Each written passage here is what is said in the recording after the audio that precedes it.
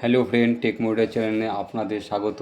আজকে ভিডিওতে দেখবেন আপনারা ইপিএফের যে অফিসিয়াল ওয়েবসাইট আছে সেখানে কাজ হচ্ছে না, কেন হচ্ছে না, কখন থেকে হবে, সে নিয়ে আজকে আলোচনা করব। যদি আমার চ্যানেলে নতুন হয়ে থাকেন তাহলে আমার চ্যানেলটি অবশ্যই সাবস্ক্রাইব করে দেবেন। ভিডিওটি শুরু করা যাক।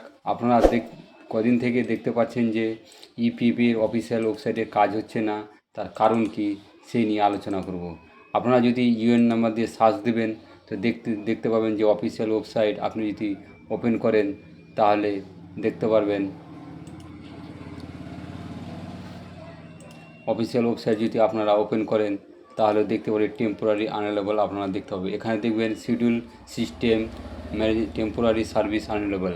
এটা কেন দেখাচ্ছে? আপনারা জানেন যে ইউপিএফের যে অফিসিয়াল ওয়েবসাইট মেনটেন্সে আছে, আপনারা এখানে দেখতে পাবেন এক্সপেক্ট সার্ভিস রিভুলেশন। আপনারা জুলাই মাসের 2 তারিখের পর থেকে আপনারা চেষ্টা করবেন আপনারা, তাহলে ইপিএফের সব কাজ এখানে আপনারা করতে পারেন।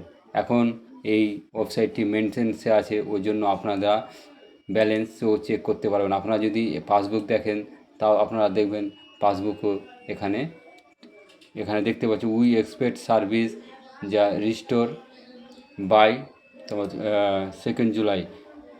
এখানে দেখাচ্ছে 2 জুলাইয়ের পরে আপনারা চেষ্টা করবেন, অবশ্যই আপনারা সেখান থেকে সব কিছু কাজ করতে পারবেন।